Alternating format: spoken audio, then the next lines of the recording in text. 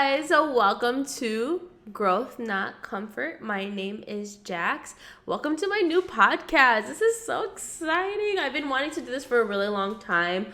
As you guys know or may not know, I am Jax. I am a NASM certified personal trainer. I have a Bachelor of Science in Exercise Science, and I am an online fitness coach, but I am also a sassy Filipina. So, this podcast would be just me talking about just things in life, you know what I mean? Welcome to my journey of definitely growing as we go, whether it's taking that risk, whether it's not being comfortable or being comfortable, and just kind of the realities of that. So today, we're going to be going into obviously a very obvious topic I would talk about, which is growth mindset in a fitness journey. I feel like this is where a lot of people struggle with when it comes to your fitness journey, especially if you're a beginner and you're starting to lose motivation, or you're experienced lifter or intermediate lifter, and or someone who's been going to the gym like forever, and like you realize I'm hitting a plateau and like I've been doing the same thing for too long, and what can I do to definitely step outside my comfort zone? Hence this podcast. So when we think of goal setting, I want us to definitely think about how could we set a realistic and attainable goal, right? Hence SMART goals. I think that's where a lot of people struggle the most, is like, what can I realistically think about? Because a lot of the times we're like, oh yeah, we could just go to the gym 5 days a week and eat well and like we're good. And yes, it is that simple, but is that realistic to you? Right? It's the idea that, can I actually go to the gym 5 days a week? Some people can't with a busy schedule, or like, have you realized how tired your body is after working out 5 days a week? Some people work out 4 days a week consistently. I have clients who work out 3 days a week consistently and still see progress. So I want you to definitely think about, okay, cool. We are doing this thing, but how many days can I get into the gym? Is the gym life for me? Can I work out at home? Can I just be attainable and accountable and take a fitness class, right? And when it comes to nutrition's all about, okay, what can I do to be flexible? That's realistic. Flexibility is realistic. I know that there's bodybuilders out there and like people who are intensely training for a specific thing, so their diet has to be very applicable to them, and they love that lifestyle, and that's awesome. That's why they look the way they look. But it's not impossible for you to look the way you want to look while having a flexible diet, still going out with your family, enjoying a meal, still going out with your partner on your anniversary dinner and eat whatever you want to eat, right? It's all about moderation, and I feel like everyone hears that. Like, you should know it's about moderation. Like, just eat in moderation. And for people, some people don't even know what moderation means, right? And it's like, cool, eat in moderation, but what does that actually mean, right? So I definitely think indulging yourself in what's realistic to you and what moderation means to you while still hitting your goals is super important. Because now the next question after that, if you've been doing this for a long time and like is starting to lose that how can we adjust our goals as we progress? Sometimes, I think this is definitely what happened to me in the past couple years. If you guys didn't know, I started my weight loss journey my senior year of college during COVID. I went from 210 to 180, and I was like, cool. From getting back into COVID, I graduated. Okay, so from like 2021, the whole year of 2021, I stayed the same weight. I was like, ooh, I'm at 180. I feel good. I just need to maintain. I don't need to track, like blah with this, blah with that. Because I didn't know what was next. I was just like, oh, I'm 180. This is the smallest I've been in a long time. This is great. But like, I was so comfortable at that satisfaction that I wasn't being ambitious like I normally was. Like, going from 110 to 180 is an ambitious goal already, right? So it's kind of the idea that, okay, cool, you reached your goal, but now what, right? So at the end of like 2021, I met one of my good friends, Joe, at the gym, and he was a runner. I never liked to run. I have asthma. That sounds like an asthmatic person's like natural like disaster, right? So I was like, oh, you run for like how many miles? You did how many ultras? You did how many marathons, Joe? Like, and then after just saying like, let me just try, I got really obsessed with doing like hit sprints, and then I eventually learned how to run a mile, and then I finally eventually ran 2 and then a 5K and et cetera, et cetera. And I was like, oh, like this is not too bad. Hey, Joe, like help me out, dude. And he was like, bet. And he was like, but you need to sign up for something. I was like, what? I just wanted to run far. And he's like, no, sign up for a race. And I was like, I don't know, I'm kind of scared. I was genuinely scared. Going from running 1 mile to 3 was a lot already. Like, I didn't even think I could run 13 miles straight nonstop. Like, that sounded crazy to me. So, whatever, I was like, okay, I'll sign up for a half marathon. Knowing my ass, I was thinking like, okay, I'll just walk run it, right? Like, that's what some people do, and that's okay. That's for them to hit a PR or whatever it means.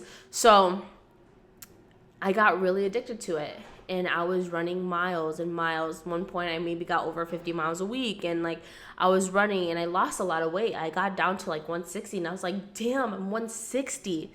And when I hit that 160 mark, I was like, I'm way past my goal. Like, what is even my goal anymore? Because now it's just mileage and running further, and I wanted to run the Chicago Marathon because that's a big deal, right? And so I ran another half marathon, and then I finally ran a hot chocolate run, which is a 10K, which for someone who ran a half marathon, that should be easy, right? I definitely didn't take care of my body. One day my body just collapsed during my run. Michael had to carry me to the finish line. I still finished. Did I finish at a good time? No, but Vaughn, Jordamar, Michael, and Joe, they all walked with me because my pain was literally, it was something I've never felt before. Was it enough for me to walk? Yes. But every time I took a running step, I knew I fucked something up, like for sure. And it was okay, whatever. Every time I tried running after that, it felt like I was forcing it. And then I really got into my head about it. And then I finally got into a relationship, and then I just forgot about it. I kind of let myself go, didn't set any goals for myself. And I was like, well, that's it. Done. I'm going to stay at 170, 160 forever, which I was wrong. And it's kind of crazy to say that, like, right now, I am, like, almost 190 again. But am I happy? Yes. It's just crazy to think that, like, we do adjust our goals as we progress, but have it be realistic and measurable where you can sustain it, right? Which can be a lifestyle, which can be consistent for you, which you can never stop. Because running for me was like, I'm running, and then crash. It's not a goal for me no more. It wasn't attainable. It wasn't realistic. So it's also coming the fact of like learning from setbacks. And I feel like, again, it ties to that, especially when we have to adjust our goals. Learning from setbacks, or how do we view setbacks and challenges in our journey, is really what's going to help us change that mindset. Does that setback mean we're going to stop and we have to start fresh? No. That setback means like, okay, what do we need to adjust? What strategies can we employ to learn in your fitness journey so you can make sure you take a step forward from that? And for me, that was like, maybe I don't need to run anymore. Maybe running is not for me. And I like used to put myself down and think like, how did I get this far? Like, what went wrong? What did I do wrong? And it's because I didn't play my cards right, and I kept forcing it every single day to run, eat little, because I wanted to lose weight, when really I should have been running the mileage I was running, which is fine, but recovering with yoga religiously, making sure I'm eating enough carbs, making sure I'm eating enough protein, because my diet was my normal diet, because I was like, oh, I'm losing weight, but it's because I'm burning these millions of calories and I'm not replenishing my body, so it wasn't functioning and healing and working the way it should be. So now that like I'm in this feeling like last summer I was like in this huge setback, and I finally hit 180 again, and I was like, wow, after one complete year I just reverted. I was like, what did I do? And it sucked because at one point I was putting it on Michael. I was like, not that saying like, you did this to me and it's your fault and blah, blah. It was more so of the fact that I was like, I let myself get like this. I have a lot of muscle. Like, I feel good. I feel strong. But am I as small as I used to be? No. But I have to remember I'm in a different phase of my life now. And it's crazy to say that I'm actually happy to be 180 again. Sure, is 180 great for my height on a BMI scale? No. I do need to lose some weight to be considered healthy, right? But there's nothing wrong in my body besides my gut issues and my asthma. But my asthma is genetic, and my stomach issues is related to my asthma. So, yeah, like making sure you don't think about these setbacks as failure. And instead of like, okay, I'm recognizing where I'm at the moment. I'm taking it in. I'm taking responsibility and accountability for it. So what can I do to make sure I am still moving forward? So I kind of want to talk about adaptability and flexibility, right? Are we open to trying something new? Are we open to trying different types of exercises? Are we willing to adapt in our fitness journey based on what our body really needs and our preferences? So when we think about that, what can we do to make us excited? So for example, running was a challenge for me, and it made me excited because it was something new, right? So in March of this year, I hired a fitness coach. Did I enjoy it? I'm going to be honest with you, no. I don't think it was really helpful. I don't think it really helped me learn anything. I don't think I was being pushed or stayed accountable for. Am I responsible for half of those things? Yes, most likely. But it wasn't motivating to me because it was the same things that I was doing anyways, right? It didn't really make a difference towards my lifestyle. I wasn't really getting motivated. I was just like, oh, here are your exercises and follow this and you should be good. And I was just like, okay, but like, what am I trying to reach? A goal wasn't given to me. Like Joe gave me a goal of running 13 miles and I says, okay, fine, I'll do it, right? Then that's a good coach. When a coach gives you goals, gives you something to look forward to. So I pretty much was like, okay, I need to leave this. Still not happy. I hired another coach, which I love right now. So Alexia, if you're watching this, just letting you know, I love you. You're the best. Yeah, she's fantastic. And whenever I have something in mind, she will follow. Like, for example, my goal was to run Chicago Marathon next year. I tried running and I got it down, but I just didn't enjoy it enough anymore. Like, it was such a phase that I was so over. It was not in my preferences. I was just like, okay, whatever. Like, I'm kind of over it. So, moving forward, I just kind of was like, okay, what's next?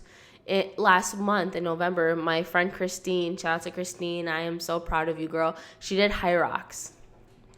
And I watched her struggle for an hour and a half. And I was like, girl, yes, you did that shit. Like, I am so proud of you. Like, I can't even imagine doing it. And I was like, you know what? What happens if I did it? That looked so much fun. And Christine was like, it was hard, but I had fun. And I was like, bet. I think I'm going to do it. I really want to do it. So now that's what I'm training for. Am I looking at the scale? No. Am I looking at what my physique is doing? No. But what I'm really looking at is my strength. Am I tracking my macros? Yes, obviously. But that's just me being a fitness coach, right? I just kind of want to know what's going in my body and if I'm eating the right things and I'm hitting the right goals, because I am kind of scarred from when I was marathon training and I wasn't tracking those things because my body needed it so bad. And that's the idea of being adaptable and flexible. Are you willing to change something in your current program to make you excited, to make you get going, to make you have this new routine that makes you feel like you want to work out? I always tell my clients, it's about what you want to do. If you don't want to do it, you don't have to. I don't want your fitness journey to be forced. I want your fitness journey to be the reason why you wake up every day. I want you to be grateful for movement, not say that you don't want to have movement.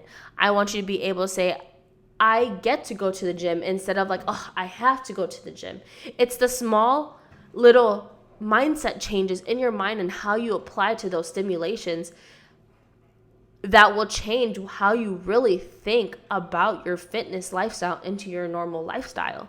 So when it comes to that, thinking about like, wow, like I'm doing this exercise and it made me feel so good. I'm feeling so empowered. I love how it felt in my body. So it's like the idea of like mind and body connection too. Can you tune into your body signals during your workouts? Just like I said, when I ran that half marathon or that 10K, I wasn't listening to my body. I felt stiff that morning and I was like, something's wrong. Not super happy about it. Like, what's going on? And I still ran it. I didn't listen to my body. I wasn't telling my body, hey, like maybe we need to take a break. I kept pushing it because I wanted to be an overachiever. That's kind of my personality, unfortunately. But sometimes I need to learn from the setbacks, but learn how to take a step back, right? So the idea of what mindfulness plays in our approach to our fitness journey is, are we doing the things that we need to do? And are we doing the things that our body needs us to do? And being able to be like, okay, like I'm exhausted. I worked a 12-hour shift. I'm going to go to the gym because I have to. No. I'd rather have you taking a rest day and rearrange the rest of your week just so you can have enough energy for your workout instead of going straight right after your 12-hour shift.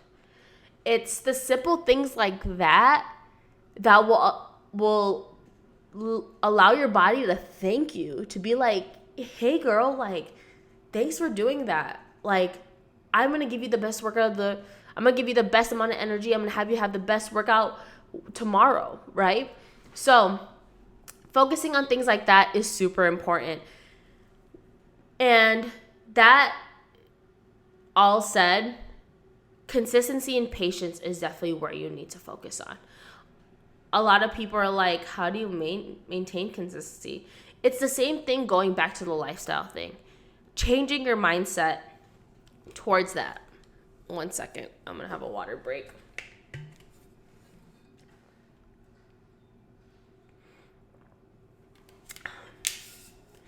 Thank you guys for coming to my TED Talk. And it's not even about like ranting.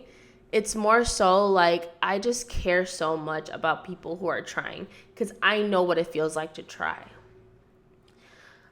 There are fitness influencers out there who are just blessed to have the body they have, and they should be blessed.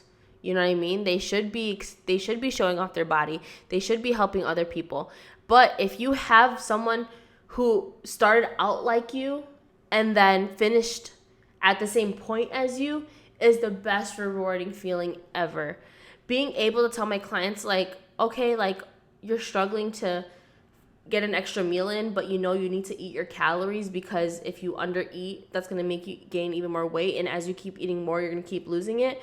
And they don't know that. And I'm like, girl, that's what I did. That's literally what I do. You have to build back your metabolism. So again, like consistency and patience, allowing yourself to implement that lifestyle that you want to do this. You don't need to do it, right? I don't want you to feel like you need to eat those certain things that you are eating.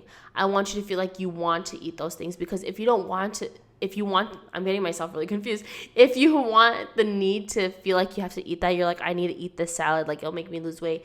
No, I want you to be like, ooh, I really want that cupcake. I'm going to eat it in half and I'm going to save the rest for later.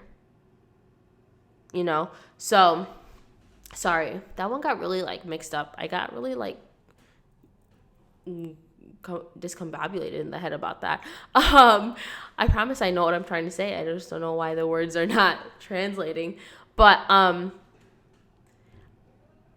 think the best way to do it is to come up with strategies that are going to allow you to stay patient and persistent. And that is basically, again, just finding things you want to do. Make it enjoyable. Make it worth seeing. Make it worth doing. For example, like I haven't played sports in a long time, but over the summer we played a pickup game of basketball, and I was at my heaviest. And I was like, I don't even think I could play a game. I ended up playing an hour. And I just got so like lost in the game that I was just like, whoa, I can't believe everything happened. So just finding ways to stay patient that doesn't allow you to focus on one thing, which is losing weight and looking at your body too much. Do things that you want to do things that you enjoy, do things that make you say, this makes me feel good instead of this makes me look good.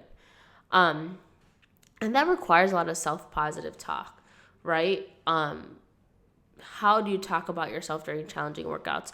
Are you going to say like, oh, that was really hard, I'm so out of shape? Or are you going to say like, okay, girl, even though that was hard, you got it up. You still did it. Changing the way you say things is so important, especially when we incorporate it to a day-to-day basis. Like, for example, me filming this, I was not going to wear makeup. And then this morning, I was like, I'm just not going to wear makeup. Like, no one's going to care what I look like. And, like, I look like a bum and it's whatever. I'm literally wearing sweats in a hoodie right now. And then I thought to myself, no, like, I'm going to put on makeup not because I look like a bum, but because I want to feel good. I want to film my first podcast and film my first YouTube video looking like I am confident, right? So just doing things like that. And like, obviously, it's a continuous learning process. You guys are not going to learn it in a day. You're not going to learn it in a week, in a month, in a year. You are going to go through a journey just like you're going through a journey in life in general, right? Fitness is just a subtopic of it. So celebrate yourself and make sure you have a good support system around you. I am filming a podcast with Mike after this about healthy relationships in the dating world. And we kind of talked about how important that is. And that's what made me like really open my eyes after we filmed that, because it was like, wow, I'm going to be honest with you guys. I'm very blessed. I am very blessed to have Mike in my life. I was talking about it in the podcast, which you guys will see soon, that I have clients who don't have partners who are supportive, who don't cheer them on, who don't carry them on their shoulders. So it's a really big blessing just to think that like, wow, like Mike tells me, when are you going to work out? What are you eating today? And it makes me excited. And that's what people need. So especially when we're looking at a long-term perspective, right? We want to be able to think about our fitness journey as a way, as stepping stones in our life, just like how we think about our career, how we think about school, how we think about work. Fitness is just like that. It is just as important, because your health and your well-being is just as important. Even for people who say like, I'm too busy, I cannot make time. You can always make time for yourself. You make time for yourself to make sure you brush your teeth in the morning. You make time to eat. You need to make time to move, whether that's even a slow walk or going to the gym or going to a fitness class, like I said, whatever you need to do to feel accountable, and just get your body moving. Our bodies are made to move. Our bodies are made to eat and produce energy, to do things. So I definitely think changing your mindset on how you look at different topics are actually really important. So yeah. I can say that currently right now in my life, I'm training for High Rock. So that's kind of my goal right now. Very short term, because it happens next year, November, in Chicago. So I do have some time, but right now I'm just learning how to enjoy it, learning how to do calisthenic exercises. Guys, I'm so sore from doing push-ups. Like so many of them, and a lot of planks. My shoulders are like, good luck. So yeah, I am super excited to have you guys. I am super excited for this podcast, and thank you guys for listening. I'm kind of obsessed with this podcast stuff right now. I definitely think it's awesome for me just to speak my mind. If there's people who disagree with me, I totally get it. I would love to hear your input. I'm a very open-minded person and very transparent. I love feedback. So if you guys have any feedback, let me know. But yeah, until the next time, stay tuned for the next podcast, which is my guest star with Mike. And have a great day. God bless.